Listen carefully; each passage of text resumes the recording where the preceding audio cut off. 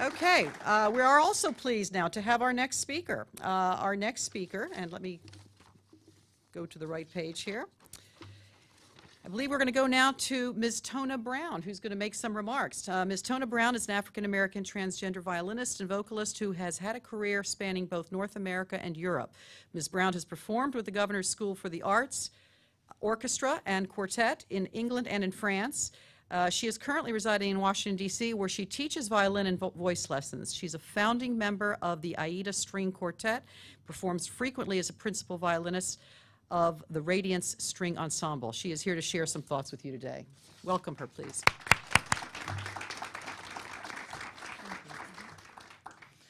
Thank you. It is indeed an honor to be here. I must say that oftentimes trans people don't feel that we are part of the discussion. And it's so great to have an avenue like this to really express what it's like to grow up as not only as a transgender individual, but being a part of the GLBT movement, as well as being able to talk to all of you here. I think this program is excellent. I hope to see more programs like it. And that's why I wanted to start first. I want to thank Mr. Daraggio Peterson for organizing this extraordinary event and for the Department of Veteran Affairs. Without things like this, we won't have an opportunity to show people that we're just like everyone else. And so I want to thank him publicly for that. Now, what I wanted to just briefly talk about were some of the organizations that I'm affiliated with. One of those persons that will call around to different organizations and go to them and just to see just how trans inclusive they really are, and to see what programs they have to offer for my brothers and sisters. One of them is Hearts and Ears.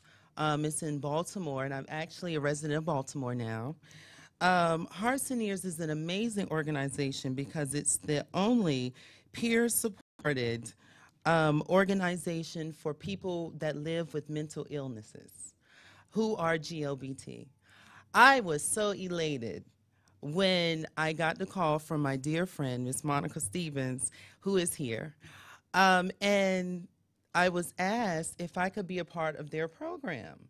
And I said, well, sure. I don't know what I could possibly do that could help, but anything that I could do to help, I will. I often volunteer at different organizations between Raleigh, North Carolina at Helping Hand Mission, where they feed the homeless, and there's a marching band that helps to give empowerment to the youth.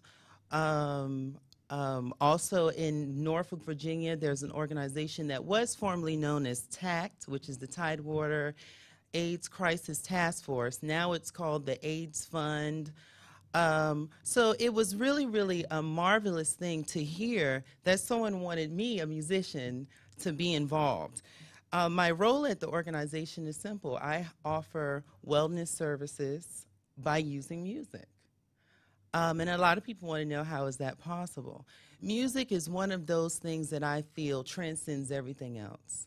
The only reason why I'm standing here today in front of you as a proud African-American transgender violinist and vocalist is because of my love and passion for music and for making a difference. Because I'm one of those individuals that people don't necessarily feel threatened by. I can come and perform, and it could be an organization that might not even know that I'm transgendered. And I go and perform, and just by me shining my light upon everyone around me, it changes people and their thoughts and their perceptions. And I think that is really important for all of us to know that programs like this make such a huge difference. And all of you in the room, everyone who's watching, you're making a difference just by being you. I couldn't be here. I would not be able to have the career that I have if it wasn't for you, if it wasn't for programs like this, if it wasn't for the men and women who died, for the men and women who spoke, for the men and women who took a chance to say, I am gay, lesbian, bisexual, or transgendered. So I feel that's very important. For me, my career is out. I'm very out because did a tour with the Tranny Roadshow. It's a multimedia performance organization. And I was a little apprehensive about it. And I did this tour, and we toured from Florida all the way through Canada. And we spread just awareness of transgendered artists. And it really changed my life, because a lot of times transgendered people feel alone. You feel like, okay, you're in the middle of a movement. We have our own movement. We have our own issues.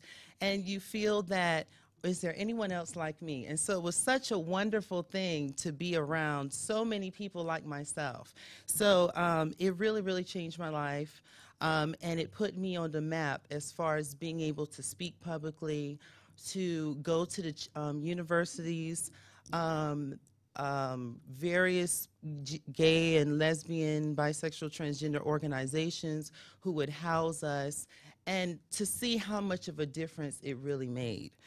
I want to say that, hold